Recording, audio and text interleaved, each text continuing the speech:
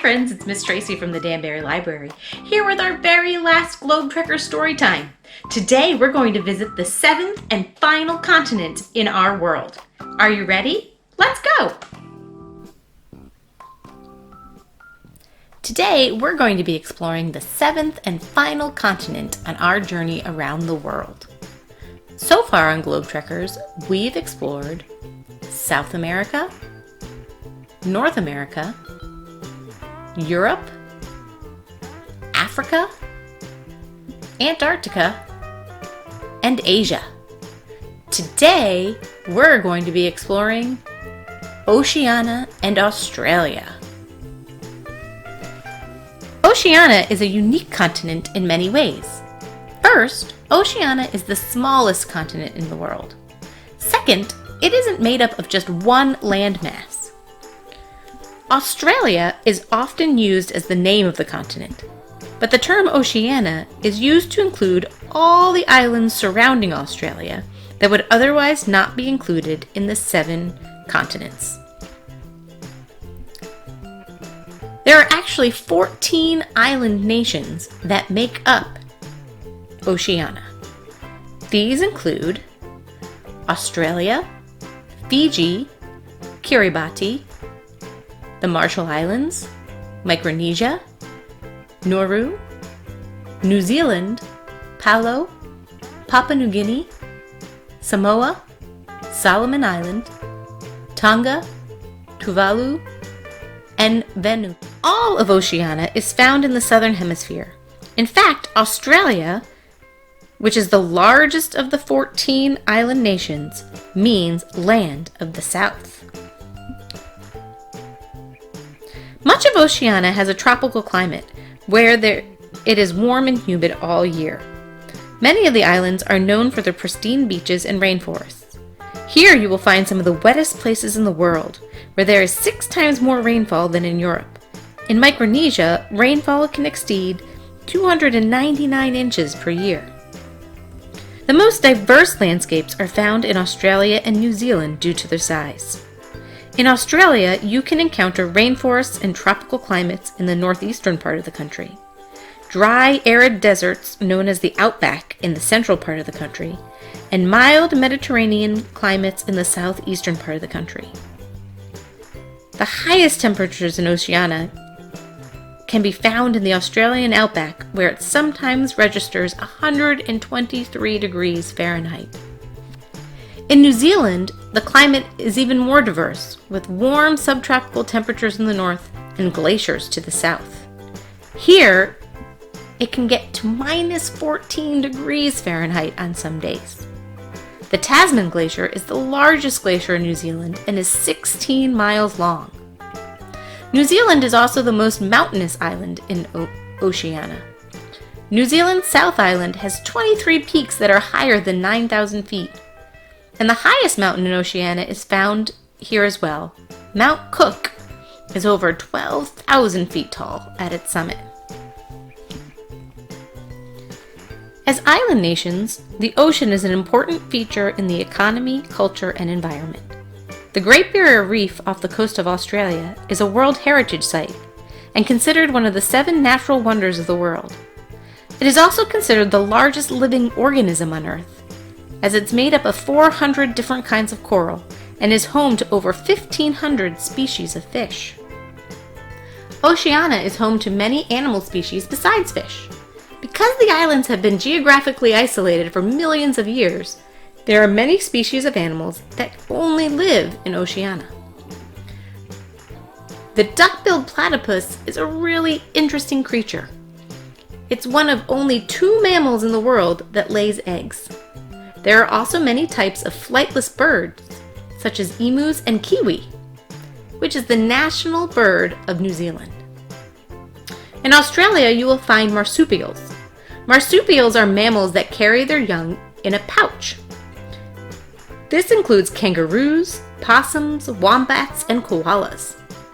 Marsupials can only be found in Australia and the Americas. The biggest and most populous city is Sydney, Australia. More than 5 million people live here. Sydney has the most diverse and multicultural population in Oceania as well. More than 250 languages are spoken here. Rugby is the most popular sport in the region. It is the national sport in New Zealand, Samoa, Tonga, and Fiji. In Australia, the national sport is cricket. Vanuatu is the only country in Oceania that names soccer, or football, as their national sport. The first people to live in the islands of Oceania were probably seafaring people from Southeast Asia. The indigenous peoples of Oceania are Polynesians, Melanesians, Micronesians, Papuans, and Aboriginal Australians. European explorers arrived to the area in the 1500s.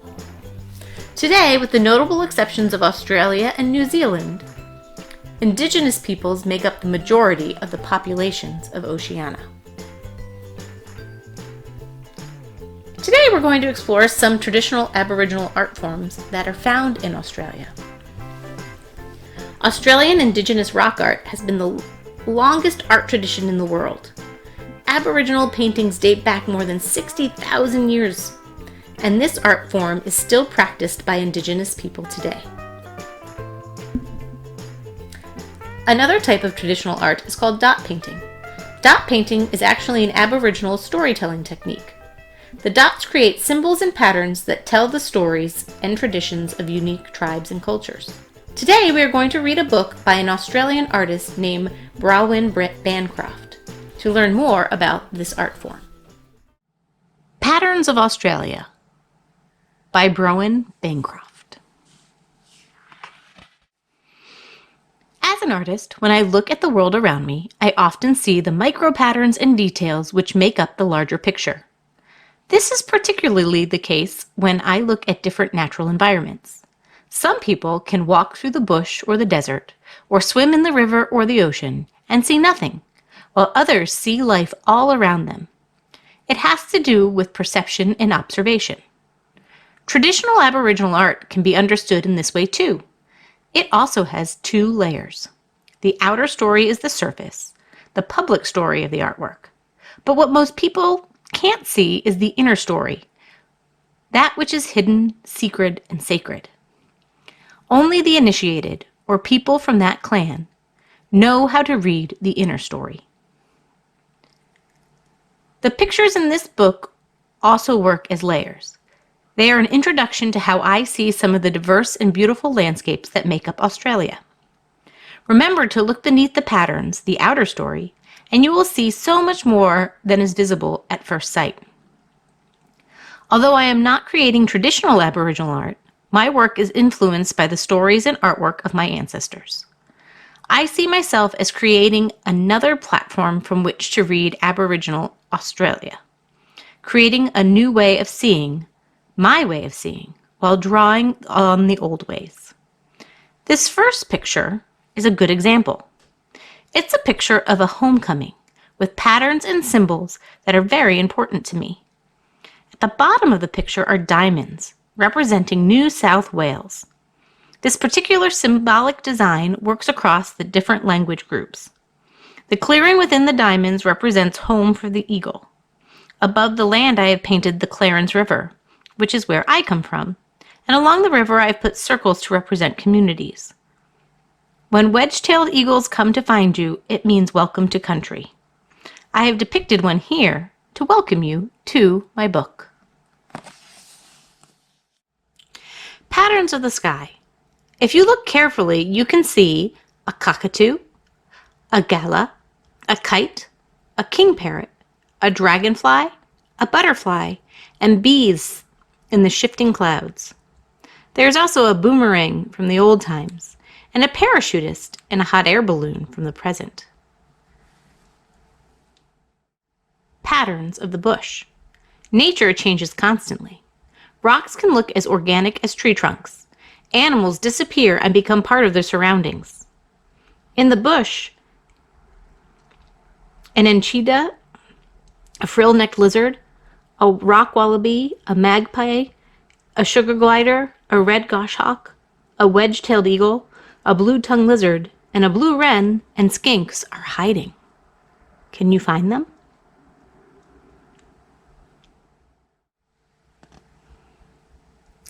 Patterns of the night. Lying out in the bush at night, looking up at the stars, you have to listen for animals you can't see. There is a koala, a possum, an owl, a bat, a toad, a carpet snake, and a spider rustling among the leaves. Can you find them?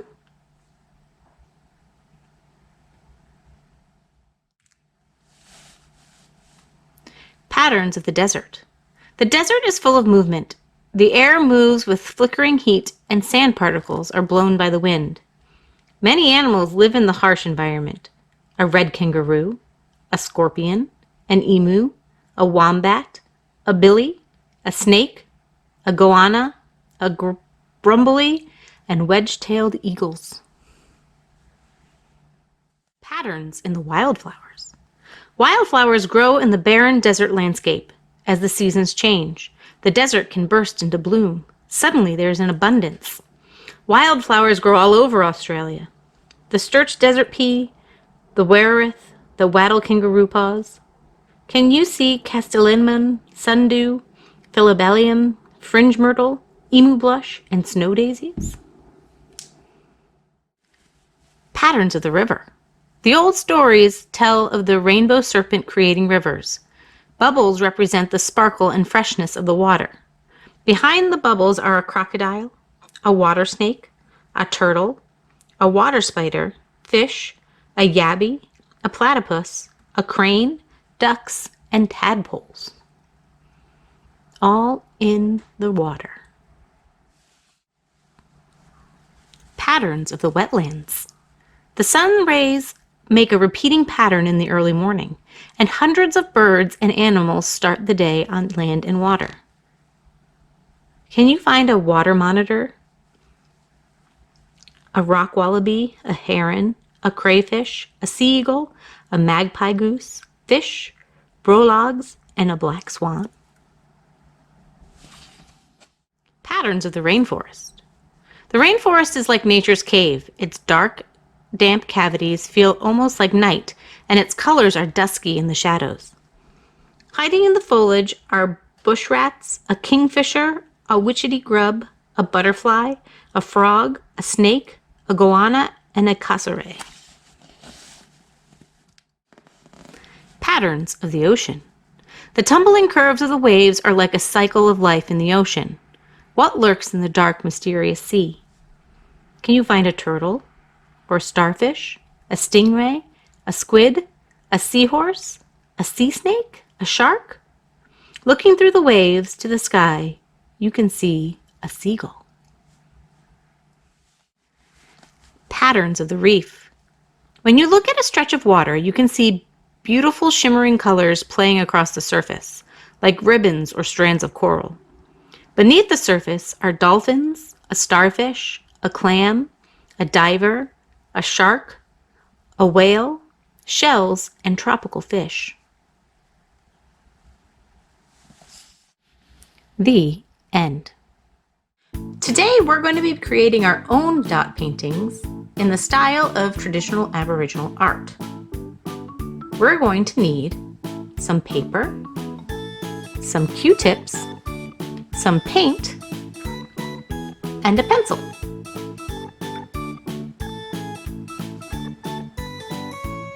Just like in this book, Patterns of Australia, by Brouwen Bancroft, we are also going to tell stories with our artwork. So think about something in nature or your life that inspires you and create your picture. And remember, it can have layers. The public story that everybody will see, and the private story that maybe is just for you and your friends and family. Let's get started.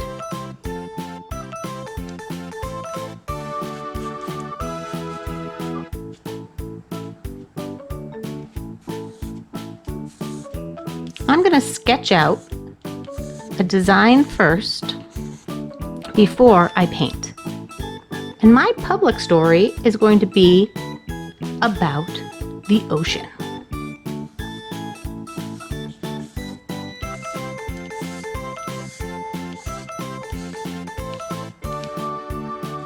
Once your image is sketched out, take your paints and Q-tips and bring it to life with some color.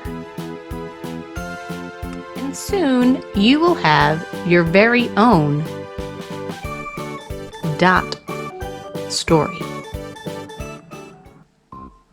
Well, I hope you enjoyed learning all about Oceana today. And if you've missed any episodes of Globetrotters, feel free to go back and find them on our Facebook page or YouTube. And stay tuned for some more great programs from the Danbury Library. I'll see you soon. Bye!